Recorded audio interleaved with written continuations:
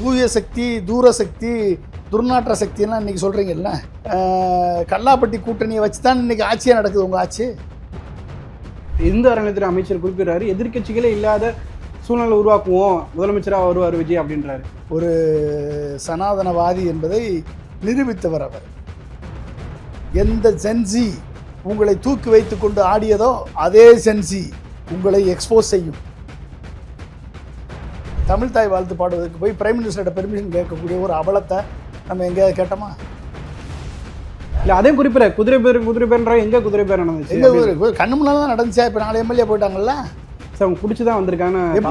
அப்படி நீங்கள் சொல்ல வேண்டியதான். சார், தாவேகாவினருக்கு திமுக பதிலடி கொடுக்க தவறு விட்டாங்களா சார்? கண்டிப்பாக, ஆமாம், தவறிட்டாங்க. அவங்கள திமுக தாவேகாவை பற்றி பேசவே இல்லையே. இங்கு ஒரே ஒரு பவர் சென்டர் தான் சொன்னீங்க. இன்றைக்கி எத்தனை பவர் சென்டர் இருக்குன்னு மக்களே சொல்கிறாங்களே. நீங்கள் பொம்மை முதல்வர் தானே மக்கள் சொல்கிறாங்க.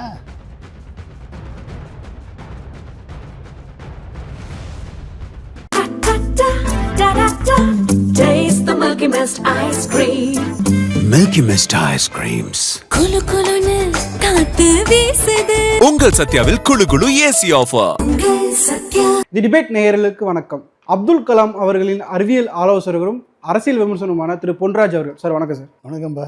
முதல்வர் விஜய் அவர்கள் பேசும்போது குறிப்பிட்டிருந்தாரு, 1977 ஓட்டு போடாதவங்க அந்த அளவுக்கு ஓட்டு போடலை, ஆனால் 2026 ஓட்டு போட்டிருக்காங்க, ஆனால் கொஞ்சம் கூட ஓட்டு போட்டிருக்கலாம், ஏன்னா மெஜாரிட்டிக்கான அப்படின்னு சொல்லி குறிப்பிட்டிருந்தாரு. நீங்கள் எப்படி சார் பார்க்குறீங்க?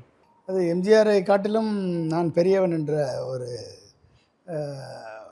ஒரு துணியில் அவர் பேசியிருக்காரு. ஆனால் குறிப்பிடும்போது கம்பேர் பண்ணாதீங்கன்னு சொல்கிறாரு. சொல்லிக்கிற வேண்டியதான். அப்போ சொல்லிக்கிட்டு தானே தன்னை தாழ்த்துகிற மாதிரி தாழ்த்தி கொண்டு தன்னை உயர்த்திய எம்ஜிஆர் வந்தது அலை. 1973 நடந்த பாராளுமன்ற இடைத்தேர்தலில் மாயத்தேவரை நிறுத்தி இரட்டலை சின்னத்தை அறிமுகப்படுத்தி 3 கட்சிகளையும் பின்னுக்கு தள்ளி அவர் மிகப்பெரிய வெற்றியை பெற்றவர் எம்ஜிஆர். அந்த அலை 77 அடித்தது. அந்த அடித்த அலை 30% வாக்கு இருந்தால் கூட 130 தொகுதிகளுக்கு மேலே வென்றார். அறுதி பெரும்பான்மை பெற்று ஆட்சியை பிடித்தார். பாண்டிச்சேரியிலும் வென்றார். அதுக்கு பேர் தான் அலை. விஜய்க்கு அடித்தது இவர் வாங்கிய வாக்கு 35%. 108 தொகுதிகளில் 35%. மிச்ச தொகுதியெல்லாம் எத்தனை சதவீதம்? 20%. அது எப்படி 108 மட்டும் 35% வந்தது? ஓகே. எனவே இது அலை அல்ல, இது இவிஎம்மால் ஏற்படுத்தப்பட்ட ஒரு செயற்கையான ரிசல்ட். இதை பற்றி பாதி பேருக்கு புரியாமல் இருக்கலாம், இப்போ புரியாது. இது எதனால் இப்படி ஏற்படுத்தப்பட்டது என்பது ஒரே கல்லில் 2 மாங்காய்களை வீழ்த்த வேண்டும் என்ற பிஜேபியினுடைய திட்டத்தின் விளைவாக, அமித்ஷா அவர்களது சதி திட்டத்தின் விளைவாக இவிஎம் எலெக்ஷன் கமிஷனை வைத்து இந்த முடிவு, தேர்தல் முடிவு வென்றெடுக்கப்பட்டது. இல்லை சார், அவரே குறிப்பிடுறாரு, திமுக வாக்களிச்சா நல்லவங்க, தாவேக வாக்களிச்சா கெட்டவங்க, தற்கூரி அப்படின்னு குறிப்பிடுறாங்க, விமர்சனம் வைக்கிறாங்க அப்படின்றாரு. இல்லை, தற்கூரின்னு ஏன் சொன்னாங்க? எதுக்கு சொன்னாங்க? தற்கூரின்னு சொல்ல வேண்டிய அவசியம் ஏன் வந்தது? அவரை ஃபாலோ பண்ணக்கூடிய ரசிகர்கள் செய்த செயல்களை பார்த்து, மரத்தில் ஏறுறது, மட்டையில் ஏறுறது, சொல்கிறத கேட்கறது இல்லை, டிரான்ஸ்ஃபார்மரில் ஏறுறது, ஓகே, அவர்களது கொடுக்கக்கூடிய பேட்டிகளின் தரத்தை பார்த்து, அவர்கள் சொல்லக்கூடிய அரசியல் புரிதலை பார்த்து 4 தொகுதியில் ஜெயிச்சா ஆட்சி அமைத்து விடுவோம் என்று ஒரு தொண்டர் சொன்னது. இப்படி பல்வேறு நபர்களது அவரது ரசிகர்கள் கொடுத்த பேட்டிகளை எல்லாம் பார்த்து தான் அவர்களுக்கு அந்த பட்டத்தை, தற்கூரி என்ற பட்டத்தை எல்லாரும் சேர்ந்து சொன்னார்கள். ஓகே. அப்படி அந்த அரசியல் புரிதலற்ற ஒரு கூட்டம், ரசிக மனப்பான்மை உள்ள ஒரு கூட்டம், நடிகனை தனது தலைவனாக பாவிக்கக்கூடிய ஒரு கூட்டம், இப்படிப்பட்ட ஒரு கூட்டத்தை இன்ஸ்டாகிராம் இன்ஃப்ளூயன்சர்ஸை வைத்து இன்ஸ்டாகிராமில் ஒரு மிகப்பெரிய ஒரு நெட்வொர்க்கை கிரியேட் பண்ணி, அந்த நெட்வொர்க் மூலமாக தவறான தகவல்களை, பொய்யான தகவல்களை தொடர்ந்து பரப்பி, கரூர் சம்பவம் கூட விஜய்க்கும் கரூர் சம்பவத்துக்கும் எந்த தொடர்பில்லை, கரூர் சம்பவம் 41 பேர் இறந்ததுக்கு காரணம் திமுக என்று நம்ப வைத்த ஒரு கூட்டம், கரூர் சம்பவத்தை நடத்தியதே செந்தில் பாலாஜி தான் கரூர் சம்பவத்துக்கு காரணமே செந்தில் பாலாஜி தான், விஜய்க்கு சம்மந்தமே இல்லை என்று மக்களை நம்ப வைத்த ஒரு கூட்டம். அப்போ இன்ஸ்டாகிராமை பார்த்து ரீல்ஸுக்கு அடிமையான ஒரு சமுதாயத்தை அவர்கள் வந்து தற்கொலை அனைத்தையுமே இன்ஸ்டாகிராம் அப்படின்னு குறிப்பிடுறீங்களா? பெண்கள் அதிகமாக வாக்களிச்சிருக்காங்க. ஆமாம், ஒரு ஹேர்டு மென்டாலிட்டி, அதாவது ஆட்டு மந்தை மென்டாலிட்டி இருக்கு. எல்லாரும் பேச பேச, ஓ அவரா அப்படியா, அவர் கூட்டமா, இவ்வளோ கூட்டமா, அவ்வளோ கூட்டம் வருதா, அப்போ அவர் தான் ஜெயிப்பாரா, அவர் தான் ஜெயிப்பாரா. இது வந்து ஒரு ஹேர்டு மென்டாலிட்டி. இந்த மென்டாலிட்டி வந்து பயன்படுத்தி தான் இன்றைக்கி பல்வேறு விளம்பர பொருள்கள் வந்து இன்றைக்கி சந்தையை ஆக்கிரமித்து கொண்டு இருக்கிறது. இன்றைக்கி நீங்கள் பாருங்கள், எத்தனை TV advertisement, YouTube advertisement, Instagram advertisement, ட்விட்டரில் வரக்கூடிய அட்வர்டைஸ்மெண்ட்டு, சோசியல் மீடியாவில் வரக்கூடிய அட்வர்டைஸ்மெண்ட்டு, அத்தனை அட்வர்டைஸ்மெண்ட்டும் இந்த ஹேர்டு மென்டாலிட்டியை வைத்து தான் பொருள்கள் விற்பனை செய்யப்படுகிறது.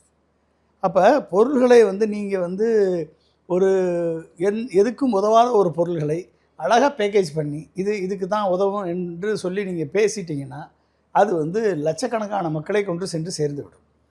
அப்போ அதை நம்பி தான் இன்றைக்கி வந்து வாங்கக்கூடிய நிலையில் இருக்கிறார்கள் இன்றைக்கி மிடில் கிளாஸ் மக்கள். அப்போ அவர்களுக்கு வந்து இது தரமான பொருளா, இல்லை இது வந்து சர்டிஃபைடு பொருளா, இது வந்து உடலுக்கு தீங்கு விளைவிக்காத பொருளா, இல்லை இது என்ன என்பதை பற்றியெல்லாம் அவர் யோசிப்பதற்கு நேரம் இல்லை. அவர் பார்த்தது வாங்கணும், பார்த்ததை நம்ம உடனே செய்யணும், அட்ராக்ஷன் இருந்துச்சுன்னா உடனே அதை பண்ணிடணும், உடனே வாங்கிடணும். இப்போ இந்த மாதிரியான ஹேர்டு மென்டாலிட்டியை கரெக்டாக பயன்படுத்தி அந்த ஹேர்டு மென்டாலிட்டியை வந்து ஒரு பொய்யான விஷயத்தை தொடர்ந்து 10 பேர் பேசும்பொழுது அது உண்மையாக மாறுது. ஒரு தவறான விஷயத்தை, ஒரு பொய்யான விஷயத்தை திரும்ப திரும்ப சொல்லும் பொழுது அது உண்மையாக மாறிவிடுகிறது. அதை பிலீவ் பண்ணுறாங்க. தாவேகாவினருக்கு திமுக பதிலடி கொடுக்க தவறி விட்டாங்களா சார்? கண்டிப்பாக, ஆமாம், தவறிட்டாங்க. அவங்கள வந்து திமுக வந்து தாவேகாவை பற்றி பேசவே இல்லையே. இப்போ என்னை போல் எத்தனையோ யூடியூப்பில் பேசக்கூடிய சமூக ஆர்வலர்கள், யூடியூபர்ஸு, இவங்க வந்து இவங்களை தாவேகாவினர் எக்ஸ்போஸ் செய்த அளவுக்கு கூட திமுகவும் அதிமுகவும் எக்ஸ்போஸ் செய்யலை. அதான் காரணம், அவங்களுடைய தோல்விக்கு காரணம் அதுதான்.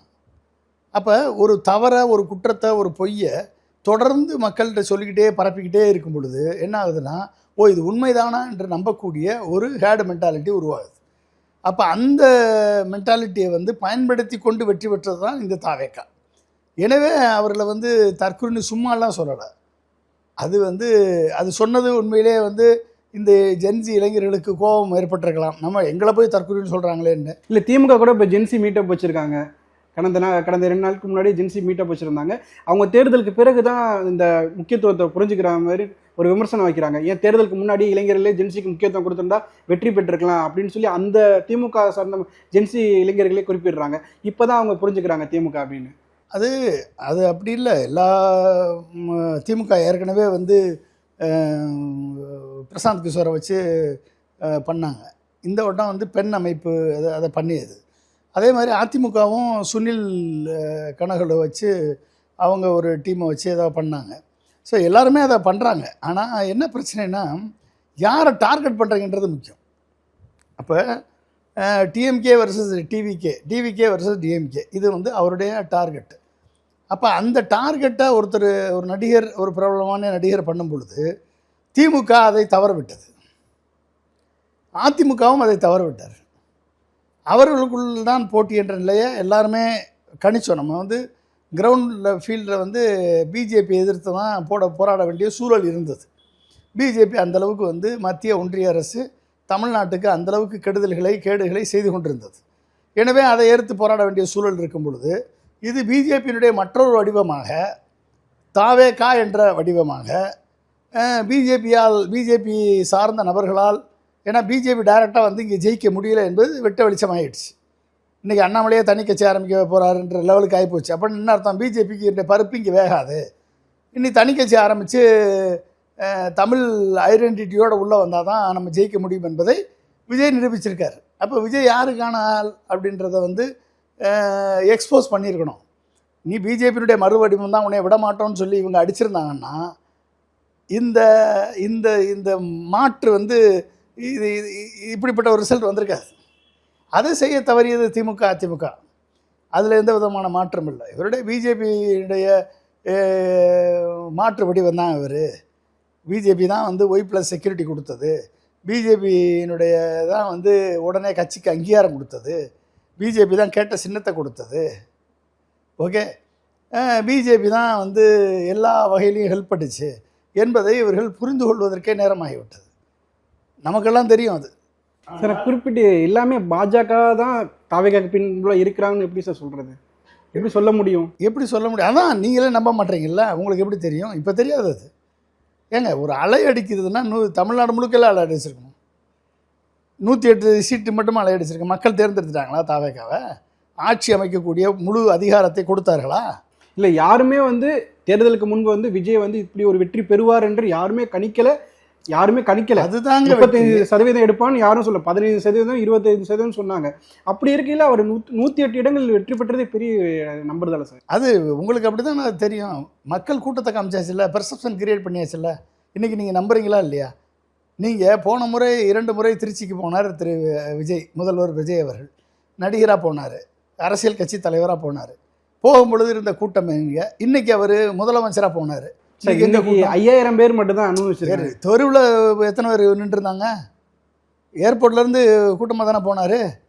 வரிசையாக எத்தனை பேர் நின்றுருந்தாங்க சொல்லுங்கள் பார்ப்போம். எம்ஜிஆருக்கு வந்த கூட்டமாக வந்துச்சு. இன்றைக்கி எவ்வளோ வந்துச்சு கூட்டம்? அப்போ ஆர்கனைஸ் பண்ணுனா கூட்டம் வரும். காசு கொடுத்தா பைக்கில் வருவாங்க எல்லாரும். ஓகே, தவிர்த்துக்கலாம்ல. இப்போ அவர் முதலமைச்சராக இருக்காது, கடமைகள் நிறைய இருக்குது. இப்போ நீங்கள் அந்த பைக்கில் ஃபாலோ பண்ணி கீழே விழுந்தப்பெல்லாம் பார்த்தோம் தேர்தல் பிரச்சாரத்தை. இப்போ தவிர்த்துருக்காருல்ல. எதுக்கு தவிர்த்துருக்கேன்? அந்த அளவுக்கு பைக்கில் விழுகிற பற்றி கன்சர்ன் திரு முதல்வர் விஜய்க்கு இருக்கும்னு நினைக்கிறீங்களா? ஏற்கனவே பைக்கில் விழுந்தவனை போய் பார்த்தாரா அவர்? சொல்லுங்கள். இவர் போய் பார்த்தாரா? காயம்பட்டவர்களை பார்த்தாரா? அவர்களுக்கு உதவி செய்தாரா? செத்தவர்களை பார்த்தாரா? விக்ரமண்டில் செத்தவங்களை பார்த்தாரா? மதுரையில் செத்தவங்களை பார்த்தாரா? ஏங்க நீங்கள் இவங்கெல்லாம் வந்து ஒரு ஆட்டு மந்தை கூட்டமாக அவர் நினச்சிட்டு இருக்காருங்க. இவர் என்ன சொன்னாலும் நம்புவாங்கன்னு அவர் நினச்சிக்கிட்டு இருக்காருங்க. ஒரு மேடையில் வந்து பேசிட்டு போனால் போதும், மேடையில் வந்து பேசினா போதும், பதவியேற்பு விழாவில் பேசினா போதும். அதுக்கப்புறம் இன்றைக்கி தான் பேசுகிறாரு. பதவியேற்பு விழா நடந்தபோது அன்னைக்கு பேசினார், இன்றைக்கி திரும்பி பேசுகிறாரு. அவ்வளோதானே. எங்கே இன்ட்ராக்ஷன் இருக்குது? மக்களோட எங்கே இன்ட்ராக்ஷன் இருக்குது? பப்ளிக்கோட எங்கே இன்ட்ராக்ஷன் இருக்குது? ப்ரெஸ்ஸோட எங்கே இன்ட்ராக்ஷன் இருக்குது? ப்ரெஸ்ஸோட இன்ட்ராக்ஷன் தான் பொதுமக்களோட இன்ட்ராக்ஷன் அர்த்தம். ஆனால் பத்திரிகைகளை சந்திக்காட்டி மக்கள் அவரதை நம்பி தான் சார் வாக்களிச்சிருக்காங்க. எது அவருக்கு தான் வாக்களிச்சிருக்காங்க. பத்திரிகைகளை சந்திக்காட்டி கூட பரவாயில்ல, அவருக்கு தான் நாங்கள் வாக்களிக்கணும்னு மக்கள் வாக்களி. ஒன்றும் பிரச்சனை இல்லை. அவர் வந்து பத்திரிகையாளரே சந்திக்கணும்னு தேவையில்லை. அவர் என்ன செஞ்சாலும் அவர் வந்து நல்லா சட்டை போட்டிருக்காரா, பிளாக் அண்ட் ஒயிட் கோட்டு போட்டிருக்காரா, இன்றைக்கி காலையில் கையால் எடுத்து சாப்பிட்டாரா, காலிலே நடந்து போகிறாரு, ஓகே, இன்றைக்கி வந்து அப்படி லேசாக திருப்பி சிரித்தார், இப்படி இந்த மாதிரி நியூஸ் ரீல்ஸ் வந்தாலே போதும். அவருக்கு வேறு ஏதாவது நீங்கள் கேள்விப்பட்டிருக்கீங்களா? அவர் ஏதாவது செஞ்சுருக்காருன்னு, ஏதாவது ஆக்கப்பூர்வமான கருத்துக்களை சொல்லியிருக்காருன்னு கேள்விப்பட்டீங்களா? இல்லை சொன்னதை செஞ்சுருக்காருன்னு ஏதாவது கேள்விப்பட்டிருக்கீங்களா? விவசாயிக்கு தள்ளுபடி பண்ணாரா? என்ன சொன்னார்? 5 ஏக்கருக்கு குறைவாக உள்ளவர்களுக்கு முழு தள்ளுபடி, கடன், விவசாய கடன், பயிர் கடன். 5 ஏக்கருக்கு மேலே இருக்கவங்களுக்கு 50% தள்ளுபடி சொன்னாரே, செஞ்சாரா? செய்யலைல்ல. அப்போ சொல்வதை செய்ய வேண்டும் என்ற அவசியம் இல்லை. ஏன்னா அவர் செய்யணும்னு எதிர்பார்க்கலை யாருமே. அது அவருக்கு ஓட்டு போட்ட மக்கள் இவர் செய்யணும்னு எதிர்பார்க்கல. அதனால் அவர் செய்ய வேண்டுமே அவசியம் கிடையாது. அவருக்கு அந்த ப்ரெஷர் கிடையாது. அவருக்கு அந்த வந்து ஒரு அந்த குஷன் அவருக்கு இருக்குது. அதனால் அவர் சொன்னதை செய்யணும்னு அவசியம் கிடையாது. எல்லாருக்கும் 200 யூனிட் ஃப்ரீனாரு. இப்போ என்னாச்சு? 2 மாதத்துக்கு ஒரு ஓட்டம் 200 யூனிட்னாரு. 500 யூனிட்டுக்கு குறைவாக யூஸ் பண்ணுறவங்களுக்கு மட்டும்தான் 200 யூனிட்னாரு. அப்போ அதுவும் போச்சா? அதுவும் போச்சு. அப்போ அவர் என்ன பிரச்சனை அப்படின்னா, அவர் சொல்வதை செய்ய வேண்டிய அவசியம் இல்லை இந்த மக்களுக்கு. புரிஞ்சுக்கிட்டீங்களா? அப்போ அவர் பேசணும்னு அவசியம் கிடையாது. அவர் சொல்ல வேண்டிய அவசியம் கிடையாது. ஏதாவது ஒரு மீட்டிங்கை போட்டு மனப்பாடம் பண்ணிட்டு வந்து ஒப்பிச்சா போதும். ஒப்பிச்சதை மறந்து போச்சுன்னா பார்த்து படித்தா போதும். அது படித்தாலே கைதட்டுறதுக்கு, அவரை ஆர்ப்பரிப்பதற்கு இந்த மக்கள் ரெடியாக இருக்கும்போது அதுதான் அவர் குறிப்பிடுறாரு. இன்றைக்கி அவர் திருச்சியில் பேசும்போது கூட வந்து 6 மாதத்துக்கு டிஸ்டர்ப் பண்ண மாட்டான்னாங்க. ஆனால் கல்யாண வீட்டில் கூட போய் புலம்பிக்கிட்டு இருக்காங்க. ஏன் நீங்கள் வந்து வீடு வீடாக போனீங்களே எல்லாரையும், சரி நீங்கள் தனியாக தானே 108 சீட்டுக்கு மக்கள் கொடுத்தாங்கல்ல, ஆட்சி அமைக்க வேண்டியதானே? எதுக்கு எல்லா தலைவர்களையும் போய் பார்த்தீங்க?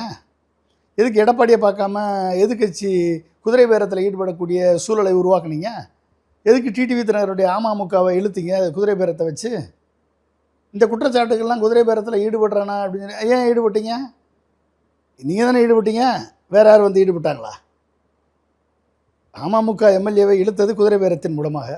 அதிமுகவில் பிளவை ஏற்படுத்தி சிவி சண்முகம் வேலுமணி தலைமையிலான குழுவை தனியாக பிரித்து அவர்களை மட்டும் தனியாக சென்று சந்தித்து நம்பிக்கை தீர்மானத்துக்கு முன்பாக சென்று சந்தித்து குதிரை பேரத்திற்கு அடிக்களம் இட்டது யாரு? இல்ல அதையும் குறிப்பிட குதிரை பேர் எங்க குதிரை பேர் நடந்துச்சு? எங்க கண்ணு முன்னால தான் நடந்துச்சா? இப்போ 4 எம்எல்ஏ போயிட்டாங்கல்ல, ரிசைன்மெண்ட் போயிட்டாங்கல்ல. சார் அவங்க பிடிச்சிதான் வந்திருக்காங்கன்னு அப்படி நீங்க சொல்ல வேண்டியதான். அதை கேட்கறதுக்கு நம்ம மற்ற உங்க மக்கள், உங்களுக்கு ஓட்டு போட்ட மக்கள் வந்து அதை கேட்டு குதூகலம் அடைஞ்சு கைதட்டுவாங்க. மற்றவங்களாம் வந்து அரசியல் விழிப்புணர்ச்சி பெற்றவர்களுக்கெல்லாம் தெரியாதா என்னன்னு சொல்லுங்க. இது குதிரை பேரமா என்னன்னு தெரியாதா? இப்போ கம்ப்ளைண்ட் கொடுத்துருக்காங்க அதிமுகலேருந்து. மற்றும் சிலர் எள்ளி நகையாடுனீங்களே, தூய சக்தி, தூர சக்தி, துர்நாற்ற சக்தியெல்லாம் இன்றைக்கி சொல்கிறீங்கல்ல, அந்த தூய சக்தி அந்த தீய சக்தியினுடைய ஓட்டை வாங்கி ஜெயிச்ச கல்லாப்பட்டி கூட்டணியை வச்சு தான் இன்றைக்கி ஆட்சியாக நடக்குது உங்கள் ஆட்சி. மற்றும் பலருடைய ஆதரவோடு தானே உங்கள் ஆட்சி நடக்குது இன்றைக்கி. அப்போ அடிப்படை உண்மை என்னது? என்னால் மக்கள் எனக்கு அறுதிப்பெரும்பான்மை தரவில்லை, எனக்கு இவர்களது தீய சக்தியினுடைய ஆதரவு வேண்டாம், நான் மீண்டும் தேர்தலை சந்திக்கிறேன் சொல்ல தெம்பு இருந்துச்சா உங்களுக்கு? தகுதி இருந்துச்சா உங்களுக்கு? ஏன் தகுதி இல்லாது? எதற்காக தீய சக்தியினுடைய ஆதரவை பெற்று நீங்கள் ஆட்சியில் அமர்ந்தீர்கள்? எதற்காக மற்றும் சிலருடைய ஆதரவை பெற்று 144 எம்எல்ஏக்கள் ஆதரவு என்று ஃப்ளோர் ஆஃப் த அசம்பிளியில் வந்து ஆப்ரேட்டிங் விப்பே கொடுக்காமல் உங்கள் சபாநாயகர் திரு ஜேசிடி பிரபாகரன் வந்து அப்யூஸ் ஆஃப் பவர் யூஸ் பண்ணார். பவர் அப்யூஸ் பண்ணவர் ஏன் பண்ணார் சொல்லுங்கள். இதெல்லாம் கோர்ட் ஆஃப் லாவில் இப்போ ஆன்சர் பண்ணி தானே ஆகணும். குதிரை பேரத்துக்கு ஆன்சர் பண்ணி தானே ஆகணும். டிடிவி தினகரனுடைய அமமுக எம்எல்ஏவை நீங்கள் எடுத்துகிட்டு போனதுக்கு ஆன்சர் பண்ணி தானே ஆகணும். குதிரை பேரம் நடக்கலைன்னு நீங்கள் சொல்கிறீங்களா? சொல்லுங்கள், எப்படி நடக்கலை? நீங்கள் சொல்கிறதெல்லாம் கேட்டுட்டு மக்கள் கைதறிட்டு நீங்கள் சொல்கிறதெல்லாம் நம்புவாங்க, எலெக்ஷனுக்கு முன்னால் நம்பின மாதிரி இப்போயும் நம்புவாங்கன்னு நீங்கள் நினைக்கிறீங்க. நினச்சிட்டு வாங்க, அடுத்த எலெக்ஷன் வரைக்கும் அந்த அந்த நம்பிக்கையை வந்து காப்பாற்றுங்க. நீங்கள் வேற ஒன்றும் இல்லை, எல்லோரும் என்னை பற்றி பேசுங்க, நான் யார்கிட்டையும் பேச மாட்டேன், ப்ரெஸ்ஸை பார்க்க மாட்டேன், எதையும் பார்க்க மாட்டேன். இங்கு ஒரே ஒரு பவர் சென்டர் தான் சொன்னீங்க. இன்றைக்கி எத்தனை பவர் சென்டர் இருக்குன்னு மக்களே சொல்கிறாங்களே. நீங்கள் வந்து பொம்மை முதல்வர் தானே மக்கள் சொல்கிறாங்க. இந்து அறநிலையத்துறை அமைச்சர் குறிப்பிடுறாரு, எதிர்க்கட்சிகளே இல்லாத சூழ்நிலை உருவாக்குவோம், முதலமைச்சராக வருவார் விஜய் அப்படின்றாரு அடுத்த தேர்தலில், வரும் தேர்தலில். ஆமாம், அவர் இந்து அறநிலையத்துறை அமைச்சர் வந்து ஒரு சனாதனவாதி என்பதை நிரூபித்தவர் அவர். புரிஞ்சுட்டிங்களா? 10 ரூபா வாங்கின அரசு ஆஸ்பத்திரியில் நோயாளிகளை தள்ளி சென்ற ஒரு கூலி தொழிலாளி 10 ரூபா வாங்கினதுக்காக டிஸ்மிஸ் செய்தவர் இதே அறநிலையத்துறை அமைச்சர் திரு ரமேஷ் அவர்கள். ஆனால் திருச்செந்தூரில் 4000 ரூபா வாங்கின அர்ச்சகரை விளக்க கடிதம் எழுதி வாங்கினாராம் இவர். இதிலேருந்து தெரியலையா உங்களுக்கு இவர் யார், இவர் எப்படிப்பட்டவர், இவர் என்ன பண்ணியிருக்காரு? இதுதான் சனாதனம்னு சொல்கிறாங்க எல்லாரும். புரிஞ்சுட்டிங்களா? யாருக்கு தண்டனை கொடுக்கலாம், யாருக்கு தண்டனை கொடுக்கக்கூடாது, குற்றச்செயல் ஒன்று தான். நீ 10 ரூபா வாங்கினாலும் ஒன்று தான், 4000 ரூபா வாங்கினாலும் ஒன்று தான், குற்றச்செயல் ஒன்று தான். லஞ்சத்தை கொடுத்தவரே அமைச்சர் தானே. இப்போ லஞ்சத்தை வாங்கினவர் தான் தண்டிக்கப்படணும் விளக்க கடிதம்னா, லஞ்சத்தை ஊக்குவித்தவர் அமைச்சர் தானே, அவருக்கு என்ன தண்டனை? அப்படிப்பட்ட ஒரு அமைச்சர் இன்றைக்கி வந்து எதிர்க்கட்சிகளே இல்லாத அப்படின்னு பேசினவங்கள்லாம் இன்றைக்கி இங்கே உலகத்திலே இல்லை. இது ஜனநாயக நாடு. எதிர்க்கட்சிகளே இல்லாத நிலையை உருவாக்குவோம் அப்படின்னு பேசுகிறவங்கெல்லாம் அவங்களெல்லாம் மக்கள் பார்த்துக்கிட்டு இருக்காங்க. புரிஞ்சுட்டிங்களா? இன்றைக்கி வந்து வேற ஒன்றும் யாருமே பேச தேவையில்லை, நம்ம அப்சர்வ் பண்ணால் போதும். உங்கள் அமைச்சர்கள் நல்லா பேச விடுங்க. உங்கள் அமைச்சர்கள் பேசினாலே போதும், மக்கள் ஈஸியாக புரிஞ்சுக்குவாங்க. எல்லா அமைச்சரும் பேட்டி கொடுக்க சொல்லுங்கள். ஏன் நீங்களும் வந்து பேட்டி கொடுங்க, பேசுங்க. நாங்கள் எல்லாம் பேசாமல் வந்து எதிர்க்கட்சிகள், திமுக, அதிமுக மற்றும் ஊடகவியலாளர்கள், விமர்சகர்கள் எல்லாருமே வந்து வாயை பொத்திட்டு செவனேன்னு பேசாமல் உட்காந்துருக்கோம். நீங்கள் பேசுகிறது பேட்டி கொடுக்கறது மட்டும் கேட்டுக்கிட்டு இருந்தாலே போதும். எந்த ஜென்சி உங்களை தூக்கி வைத்து கொண்டு ஆடியதோ அதே ஜென்சி உங்களை எக்ஸ்போஸ் செய்யும். புரிஞ்சுட்டிங்களா? அதே செஞ்சு எக்ஸ்போஸ் உங்களை செய்யும். நம்ம ஒன்றும் செய்ய தேவையில்லை, செவனேன்னு அப்சர்வ் பண்ணால் போதும். ஓகே, எதை வைத்து ஆயுதமாக பயன்படுத்தி நீங்கள் வென்றீர்களோ அதே ஆயுதம் உங்களுக்கு எதிராக பயன்படுத்தப்படும். அதுதான் சோசியல் மீடியா என்ற ஆயுதம். புரிஞ்சுட்டிங்களா? உங்களுக்கு உங்கள் போக்குவரத்து அமைச்சரை பேச விடுங்க. ரிசர்வ் பண்ணவங்களெல்லாம் கீழே இறக்கி விட்டு அன்ரிசர்வ் பண்ணவங்களெல்லாம் ஏற்றி அனுப்பக்கூடிய ஒரு மிகப்பெரிய ஒரு அறிவார்ந்த ஒரு போக்குவரத்து துறை அமைச்சரை தொடர்ந்து பேச சொல்லுங்கள். பஸ்ஸு வரலையா, நான் இவ்வளோ நாளாக அரை மணி நேரமாக 3/4 மணி நேரமாக காத்துக்கிட்டு இருக்கேன், ரிசர்வ் பண்ண பஸ்ஸு வரலன்னு, நீ சாப்பிட்டியா, நீ சாப்பிட்டு பேசுகிறேன், நான் சாப்பிடாம பேசுகிறேன் என்று சொல்லக்கூடிய போக்குவரத்து அமைச்சரை பேச சொல்லுங்கள். நல்லா தொடர்ந்து பேசட்டும், தொடர்ந்து பேட்டி கொடுக்கட்டும். ரீல்ஸில் இன்வெஸ்டரை கூப்பிடக்கூடிய உங்கள் தொழில்துறை அமைச்சரை, ஓகே, எத்தனை பாலிசி டாக்குமெண்ட்டை திமுக உருவாக்கியது என்பதை பற்றிய அடிப்படை உண்மை கூட தெரியாத ஒரு தொழில்துறை அமைச்சரை ரீல்ஸ் போட சொல்லுங்கள். ஓகே, முதல்ல எத்தனை பாலிசி டாக்குமெண்ட்ஸை உருவாக்குச்சு, அதன் மூலமாக எவ்வளவு எஃப்டிஐ ஃபாரின் டைரக்ட் இன்வெஸ்ட்மெண்ட் உள்ளே வந்துச்சு, வந்ததில் எத்தனை % கன்வர்ஷன் ஆச்சு, ஓகே, கன்வர்ஷன் ஆனது எந்தெந்த மாவட்டங்களுக்கு பகிர்ந்தளிக்கப்பட்டிருக்கிறது என்பதை பற்றி அடிப்படை உண்மை கூட தெரியாத ஒரு அமைச்சராக இருக்கக்கூடிய தொழில்துறை அமைச்சர் ரீல்ஸ் கீர்த்தனாவை பேச சொல்லுங்கள். மக்கள் பார்த்து தெரிந்து கொள்வார்கள். புரிஞ்சுட்டிங்களா? குப்பையை கொண்டு கல்லுக்கிடங்கில் போட்டு நிரப்பணும்னு சொன்ன எம்எல்ஏவை பேச சொல்லுங்கள். ஓகே, நல்லா பேச சொல்லுங்கள். நாங்கள்லாம் பேசாமல் இருக்கோம். ஓகே, உங்கள் அமைச்சர்கள் வரிசையாக பேசட்டும். முதல்வர் பேசாமடந்தையாக இருக்கும் பொழுது ஒட்டுமொத்த முதல்வராக இன்றைக்கு செயல்பட்டு கொண்டிருக்கக்கூடிய ஆதவர்ஜனா என்ற பொதுப்பணித்துறை அமைச்சரை பேச சொல்லுங்கள். அட்லீஸ்ட் அவராவது முதலமைச்சராக ஆக்ட் பண்ணட்டும். இன்பதுரை தான் குறிப்பிடுறாரு, முதலமைச்சர் போல செயல்படுறவர் ஆதவர்ஜனா தான் அப்படின்னு குறிப்பிடுறாரு இன்பதுரை. ஆமாங்க, உண்மையை தானே சொல்கிறாரு அவர் சொல்கிறது தான் நானும் சொல்கிறேன். இன்றைக்கி வந்து ஆக்டிங் சீஃப் மினிஸ்டர் யார்? ஆதவர்ஜனா தான் ஆக்டிங் சீஃப் மினிஸ்டர். ஏன்னா அவர் தான் வந்து எல்லா துறையும் கண்ட்ரோல் பண்ணுறாரு, எல்லா துறைக்கும் சார்பாக பேட்டி கொடுக்குறாரு. முதல்வர் சார்ந்த துறைக்கு அத்தனையுமே அவர் தான் பேட்டி கொடுக்குறாரு, பதில் சொல்கிறாரு. அப்போ ஆதவர்ஜனாவுக்கு அந்த தலைமை பண்பு இருக்குல்ல, அந்த தலைமை பண்பு இருப்பதனால தானே அவர் அந்தளவுக்கு கொடுக்குறாரு. அப்போ இன்றைக்கி ஆக்டிங் சீஃப் மினிஸ்டராக இருப்பவர் திரு ஆதவர்ஜனா தான். இவர் வந்து முதல்வர் வந்து வேச்சி ஏற்றிட்டு வருவாரா? இன்றைக்கி வந்து கோட் சூட் போட்டு வருவாரா? இன்றைக்கி வந்து பட்டு வேஷ்டி பட்டு சட்டை கட்டி வருவாரா? ஓகே, இல்லை அதான் சொல்கிறேன், வந்து பேண்ட் சட்டை போட்டு வருவாரா? இப்போ திருச்சியில் பேசுகிறப்ப ஏன் கோட் சூட் போடக்கூடாது, நான் போடுறது போடலாம், எதை வேணாலும் போடலாம். பிளாக் எந்த கலர்னு தெரியுமா அப்படின்னு குறிப்பிடுறாரு. அது என்னோட கலர் இல்லை, என்ன கலர் வேணாலும் நீங்கள் போடலாம், ஒன்றும் பிரச்சனை இல்லை. நீங்கள் காவி கலர் கூட போடலாம், யாரும் கேட்க மாட்டாங்க. ஏன்னா அதுவும் வந்து ஒரு ரீல்ஸ் ஆகும், அது ஒரு மீம்ஸ் ஆகும். நீங்கள் யாரை வேணாலும் கூப்பிட்டு போகலாம். ஓகே, நம்ம இப்போ பிரதம மந்திரியை பார்க்க போனால், நார்மலாக போனால் சீஃப் செக்ரட்டரி கூட வருவார், கன்சர்ன்டு எந்தெந்த கோரிக்கை வைக்க போகிறோமோ அந்தந்த செக்ரட்டரிஸ் கூட வருவாங்க. ஓகே, அந்த துறை அமைச்சர் வருவார். இவங்க யாரையுமே கூப்பிடாம விஷ்ணு ரெட்டின்னு ஒருத்தரை கூப்பிட்டு போகிறீங்க. யார் அவர்? Vishnu Reddy mining mafia. தமிழ்நாட்டில் லாட்ரி மாஃபியா, அங்கே வந்து மைனிங் மாஃபியா கையில் கூப்பிட்டு போகிறீங்க. உங்கள் ஹேர் அலங்கார நிறுவனரை கூப்பிட்டு போயிருக்கீங்க சொல்லி மாரிதாஸ் வீடியோ போட்டிருக்காப்புல. ஓகே, நமக்கு யாருன்னு கூட தெரியாது அது. ஓகே, நீங்கள் போய் பிரைம் மினிஸ்டரை பார்த்தது மொத்தமே 10 நிமிஷம் தான் டைம் கொடுத்தாரு. அதில் 5 நிமிஷம் இதுக்கு ஆச்சு, வெறும் 5 நிமிஷம் 3 நிமிஷத்துக்கு போய் கொடுத்த சப்ஜெக்டை வாசிச்சுட்டு வந்திருக்கீங்கன்னு சொல்லி சொல்கிறாங்க. அமித்ஷா டைமே கொடுக்கலன்றாங்க. ஒரு சோர்ஸ் அமித்ஷாவை போய் தெரியாமல், யாருக்கும் தெரியாமல் போய் மீட் பண்ணிட்டு வந்திருக்கீங்க அப்படின்னு சொல்லுது. இன்னொரு நிதியமைச்சரை சந்திச்சிங்க, என்ன கோரிக்கை வச்சிங்கன்னே தெரியல. ஓகே, ஸோ இப்படியெல்லாம் வந்து ஒரு நேஷனல் லெவலில் ஒரு சீஃப் மினிஸ்டர் வந்து ஒரு பிரைம் மினிஸ்டர் சந்தித்து என்ன கோரிக்கை வைப்புன்னு தெரியாமல் நான் வந்து தமிழ் தாய் வாழ்த்து பாடுவதற்கு போய் பிரைம் மினிஸ்டரோட பெர்மிஷன் கேட்கக்கூடிய ஒரு அவலத்தை நம்ம எங்கேயாவது கேட்டோமா, பார்த்துருக்கோமா? தமிழ் தாய் வாழ்த்து என்பது தமிழ்நாடு கவர்மெண்ட்டுடைய புரோட்டோக்கால். தமிழ்நாடு கவர்மெண்ட் ஆணையிட்டு இருக்கிறது, சட்டமிட்டு இருக்கிறது, அது ஃபாலோ பண்ணக்கூடிய மரபு. சரியா? அப்போ இது ஜியோ வந்திருக்குன்றாங்க. என்ன ஜியோ வந்து மத்திய அரசுலேருந்து ஜியோ வந்திருக்கு. என்ன ஜியோ வந்திருக்கு? அந்த ஜியோவை புரிஞ்சுக்கிட்டீங்களா நீங்கள்? ஜியோன்னா என்னன்னு தெரியுமா? மத்திய அரசுடைய ஜியோ என்ன சொல்லுது? எப்பொழுதெல்லாம் நேஷனல் அந்தத்தோட வந்தே மாதரம் பாடுறீங்களோ அப்போ வந்தே மாதரத்தை முதல்ல பாடுங்கன்னு சொல்லுது. அவ்வளோதான். நேஷனல் அந்தம் எப்போ பாடணும்? President, governor, arrival, departure. Arrival டைமில் நேஷனல் அந்தம் பாடணும், டிபார்ச்சர் டைமில் நேஷனல் அந்தம் பாடணும். ஃபங்க்ஷன் ஆரம்பிக்கும் போது நேஷனல் அந்தம் பாடணும்னு எந்த ப்ரோட்டோக்காலும் சொல்லலை, எந்த சட்டமும் கிடையாது. புரிஞ்சுட்டிங்களா? ஃபங்க்ஷனில் தமிழ் தாய் வாழ்த்து பாடலாம். இந்த கேரளாவில் வந்தே மாதத்தை 2 வரி பார்ட்டி கட் பண்ணி நின்று தூக்கி போட்டார்ல அவர் கேரளா சீஃப் மினிஸ்டர். காங்கிரஸ் தலைவர் ராகுல் காந்தி உங்களுக்கு ரொம்ப க்ளோஸ் ஃப்ரெண்டுன்னு சொன்னீங்கல்ல, அந்த காங்கிரஸ் செஞ்ச தைரியம் கூட உங்களுக்கு இல்லையே?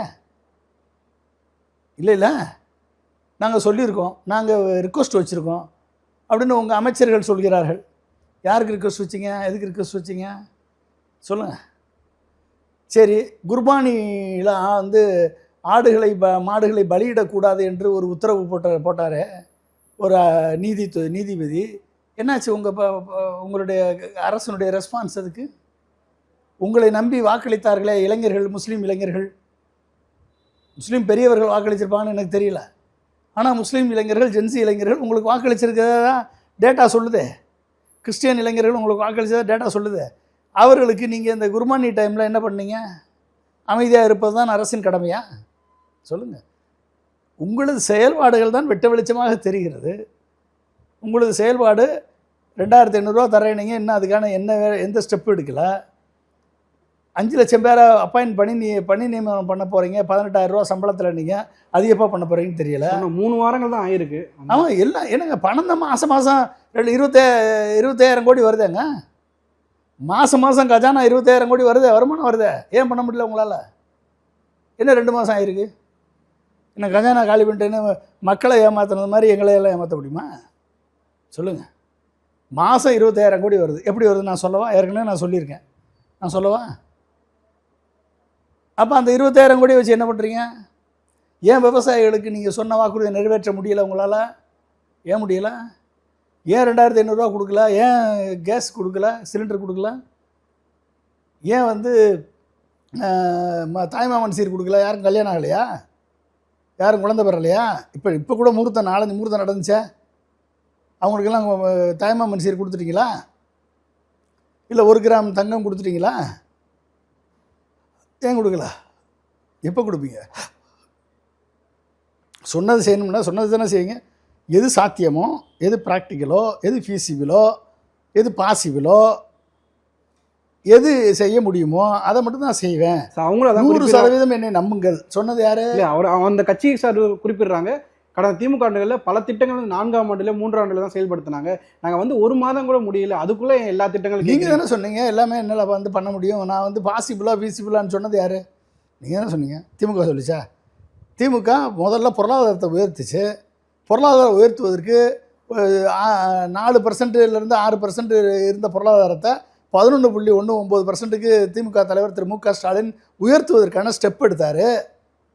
அதை எடுத்து கொஞ்சம் கொஞ்சமாக கொண்டு வந்து தான்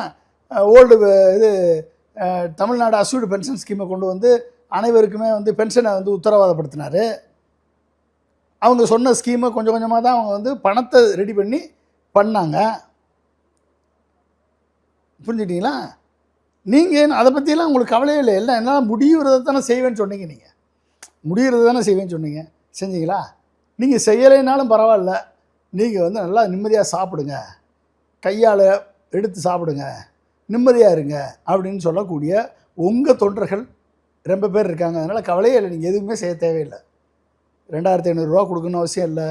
ஃப்ரீ பஸ்ஸு ஓடிட்டு தானே இருக்குது. ஏன் ஃப்ரீ பண்ணல? என்ன பிரச்சனை உங்களுக்கு? மீட்டிங் போட்டிங்களா? எத்தனை மீட்டிங்கில் என்ன சுச்சுவேஷன் அனலைஸ் பண்ணி ஒவ்வொரு துறையை வாரியாக ஆய்வு செஞ்சு ஏதாவது வெளிப்படுத்திருக்கீங்களா? சரி, உங்களால் தான் முடியலை. ஆதவர்ஜுனாவாட்டும் பேசியிருக்கலாமே. உங்களால் தான் பத்திரிக்கையை சந்திக்க முடியலை. அப்போ ஆதவர்ஜுனாவை டெப்டி சீஃப் மினிஸ்டர் ஆக்குங்க. அவர் அட்லீஸ்ட் டெப்டி சீஃப் மினிஸ்டர் ஆகிட்டாருன்னா உங்களோட அனைத்து துறைகள்லையும் கலந்துக்கு வரல. அவருக்கு அந்த தகுதி இருக்குல்ல, அந்த திறமை இருக்குல்ல. ஆதவர்ஜுனாக்கு அந்த தகுதி இருக்குன்றீங்களா? ஆமாம். அப்புறம் தகுதி இல்லாமல் அவர் எல்லா துறைக்கும் பேட்டி கொடுக்குறாரு. தகுதி கொடுக்காம அவர் தானே எல்லா துறைக்கு சார்ந்தும் அவர் தானே பேட்டி கொடுக்குறாரு. எல்லாரும் இப்போ கட்சி மாறவங்க எல்லாரும் அவரை செஞ்சு தானே கட்சி மாறுறாங்க. யாரை செஞ்சு கட்சி மாறுறாங்க? இல்லை, என்ன பொதுச்செயலாளர் சந்திச்சும் கட்சி மாறுறாங்க, செங்கோட்டையன் இல்லை சந்திச்சும் கட்சி மாறுறாங்க. அது 2வது பொதுச்செயலாளர். சும்மா ஒரு நாம்கே வாஸ்தே. முதல்ல சந்திப்பது யார்?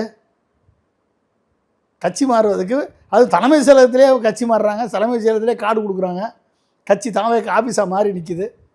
அப்போ அவரை நீங்கள் டெப்டி சீஃப் மினிஸ்டர் ஆகுங்க. அட்லீஸ்ட் உங்களோட கலந்துக்கிட்டு, உங்களோட அமைச்சரவை கூட்டத்தில் கலந்துக்கிட்டு, உங்களோட வந்து அதிகாரி ரெவ்யூ மீட்டிங்கில் கலந்துக்கிட்டு எல்லாத்தையும் ரெவ்யூ பண்ணி அவர் வந்து பேசட்டுமே, மக்களுக்கு தகவல் சொல்லணும். ஆதவர்ஜுனா டெப்டி சீஃப் மினிஸ்டர் ஆகட்டும். திறமை இருக்கவர் ஆகிறதுல என்ன தப்பு இருக்குது? உங்களால் பேச முடியல, உங்களால் ப்ரெஸ்ஸை பார்க்க முடியல, ப்ரெஸ்ஸுக்கு பதில் சொல்ல முடியல, உங்களால் வந்து ரெவ்யூ பண்ண முடியலை, எல்லா முடிவும் ஆதவர்ஜுனா தான் எடுக்கிறாரு. அப்படிங்கும்போது ஆதவர்ஜுனா வந்து டெப்டி சீஃப் மினிஸ்டர் ஆகிட்டு போயிடலாமே. ஸோ உங்களுக்கு அந்த பலுவாத குறைவில் நீங்கள் வந்து சாப்பாடு எடுத்துகிட்டு வரலாம், நல்லா சாப்பிடலாம், நல்லா வர்றவங்களை பார்த்து ஃபோட்டோவுக்கு போஸ் கொடுக்கலாம். அதை வச்சு மீம்ஸ் போட்டுட்டு உங்கள் ஜென்சி கூட்டம், உங்களுக்கு ஓட்டு போட்ட கூட்டம் அதை வச்சு மீம்ஸ் போட்டு சந்தோஷப்பட்டு மகிழ்ச்சி அடைஞ்சிட்டு இருப்பாங்க. அதை பார்த்து மக்கள் எல்லோரும் திருப்தியாக இருப்பாங்க. நீங்கள் வந்து சொன்ன வாக்குறுதி எதையுமே நிறைவேற்ற தேவையில்லை, ஒன்றும் பிரச்சனையே கிடையாது. உங்கள் அமைச்சர்கள் என்ன வேணாலும் பேசலாம், பேசிவிட்டு அவங்க வந்து இப்போ தான் புதுசாக வந்திருக்காங்கன்னு சொல்லி தப்பிச்சிக்கலாம், ஒன்றும் பிரச்சனையும் இல்லை. புரிஞ்சுக்கிட்டீங்களா? அதிகாரிகள் ராஜ்யம் கொடி கட்டி பறக்கும். அதிகாரிகள் என்ன, அதிகாரிகளுக்கு இப்போ என்னது, நல்லா வந்து வாச்சிருக்காங்கப்பா, வசமாக சிக்கியிருக்காங்க, இவங்களை வந்து வச்சு செய்யணும்னு சொல்லி தெளிவாக வச்சு செய்வாங்க. ஓகே, உங்கள் சிங்கப்பெண் படம் எங்கே போச்சு? டெய்லி ஒரு கொலை நடக்குது, பாலியல் தொல்லை நடக்குது, பெண்கள் குழந்தைகளுக்கு பாதுகாப்பு இல்லாத நிலைமை இருக்க. எங்கே போச்சு உங்கள் சிங்கப்பெண் படம்? ஆன் த ஸ்பாட்டில் போயிருக்கணுமா இல்லையா? எங்கே போச்சு உங்கள் சிசிடிவி கேமரா? எங்கே போச்சு? ஏன் சிங்கப்பெண் படை துறப்பு விழாவை தள்ளி வச்சிங்க? எதுக்காக தள்ளி வச்சிங்க? உங்களால் கலந்துக்க முடியலன்னா டெப்டி சீஃப் மினிஸ்டராக போடுங்க அதை ஒரிஜினாவை. அவர் செயல்படட்டும், செயல்படுறவங்கள செயல்பட அனுமதிங்க. முதல்வர் நீங்கள் தான், ஆனால் நீங்கள் போட்டிருக்க சட்டை என்னோடது அப்படின்னு சொல்லி அதை ஒரிஜினாவாக செயல்படட்டும். அதாவது மக்களுக்கு தெரியும்ல, அதை ப்ரெஸ்ஸை பார்த்து பேசக்கூடிய ஒரே தகுதியுள்ள நபர் யார் இருக்கா? அதை ஒரிஜினாக தான் இருக்கார். ஆனந்த் பேசுவாரா? சொல்லுங்கள். வேறு யார்? எந்த கல்வி அமைச்சர் பேசுவாரா? கல்வி அமைச்சர் பேசுனா என்ன அது? அவர் பேசுகிறது என்னன்னு அவருக்கே புரியாது. அறநிலையத்துறை அமைச்சர் என்ன பண்ணுவார்? சூத்திரனுக்கு ஒரு மாதிரியான டிசிஷன், அர்ச்சகருக்கு ஒரு மாதிரியான டிசிஷன். ஓகே, அதான் அறநிலையத்துறை அமைச்சர் செய்வார். அதையும் ஆமோதிப்பீங்க. குர்பானிக்கு தடை வந்தால் பாதி திறந்து பேச மாட்டீங்க. உங்களுக்கு ஓட்டு போட்ட மக்கள்லாம் உங்களுக்கு திரும்பி ஓட்டு போடுவாங்க, ஒன்றும் பிரச்சனை இல்லை. ஓகே, அதனால் நீங்கள் என்ன செஞ்சாலும் யாரும் இன்னும் கேட்க மாட்டாங்க, நீங்கள் என்ன செஞ்சாலும் யாரும் கிரிட்டிசைஸ் பண்ண மாட்டாங்க, அதை மக்கள் பார்த்து கொள்வார்கள். ஓகே, இதை வந்து தொடர்ந்து பண்ணுங்கள், நல்லா தாராளமாக பண்ணுங்கள். நீங்கள் வந்து இந்த மாதிரி ஏதாவது பொதுக்கூட்டம் போட்டால் மட்டும் மனப்பாடம் பண்ணிட்டு வந்து ஒப்பிச்சிருங்க, பேசுங்க. இப்போயும் எதுக்கு ஆத்திரமாக பேசுகிறீங்க? ஏன் ஜெயிச்சிட்டிங்க, ஆட்சிக்கு வந்துட்டீங்க, குதிரை பேரை நடத்தி ஆட்சி அமைச்சிட்டிங்க, தீய சக்தின்னு சொன்னவங்களுடைய கல்லாப்பட்டி கூட்டணியினுடைய உதவியோடு ஆட்சி அமைச்சிட்டிங்க. இனி எதுக்கு இவ்வளோ ஆத்திரம் உங்களுக்கு? ஏன் ஆத்திரம்? அமைதியாக பேச தெரியாதா? என்ன சினிமா வசனம் அது? ஆக்கிரமமாக பேசிய கொண்டு போகிறதுக்கு சினிமா நடக்குது இங்கே. மக்களை எப்போ சந்திப்பீங்க? சரி, மக்களுக்கு முதலமைச்சரிடம் மனுக்கள் வாங்கி தீர்வு காண்றதுக்கு உங்களால் முடியலைன்னா அதை ஒரிஜினல் அனுப்புங்க. மக்கள் வாங்கட்டும், மக்கள்கிட்ட மனு வாங்கட்டும், டெப்டி சீஃப் மினிஸ்டர் ஆக்குங்க. புரிஞ்சுட்டீங்களா? அப்போ என்ன எதுவுமே பேச மாட்டீங்க. அப்போ எழுதி கொடுக்குறது மட்டும் வந்து வாசிச்சுட்டு போவீங்க அப்படின்னா அது எதுக்கு? அதை வந்து பார்த்துக்கிட்டு இருக்க வேண்டியதான். சரி, நீங்கள் எவ்வளோ நாளைக்கு இது மாதிரி மக்களை பார்க்க மாட்டீங்க, ப்ரெஸ்ஸை பார்க்க மாட்டீங்க, மோடியே இருக்கார், நீங்கள் எதுக்கு பார்க்கணுன்னு சொல்லி உங்களோட இருக்கக்கூடிய அட்வைசர்ஸ் எல்லாம் உங்களுக்கு வந்து உங்களை ஏற்றி விடுவாங்க. ஆனால் நீங்கள் யாரெல்லாம் கூட பக்கத்தில் வச்சுக்கிறீங்க? விஷ்ணு ரெட்டியை பக்கத்தில் வச்சுக்கிறீங்க.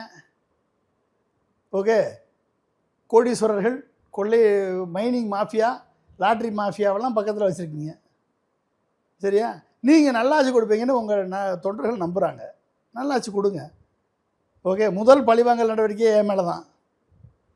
ஃபஸ்ட்டு விஜய் ஆட்சிக்கு வந்தவொடனே முதல் பழிவாங்கல் நடவடிக்கை என் மேலே தான் கேஸு. ஓகே, நான் அதை சட்டப்படி எதிர்கொள்வேன், சட்டப்படி எதிர்கொண்டு இருக்கிறேன். கண்டிப்பாக சட்டப்படி எதிர்கொள்வேன். அடுத்து நீங்கள் வந்து முக்தாரை டார்கெட் பண்ணி ஃபேமிலியோடு கடத்திட்டு போய் முக்தாரை மிரட்டி அவங்க குடும்பத்தோடு மிரட்டியிருக்கீங்க. இன்னும் அடுத்து ஜூலி மேலே ஆக்ஷனு. ஓகே, இன்னும் எத்தனை பேர் மேலே ஆக்ஷன் எடுக்க போகிறீங்கன்னு தெரியாது.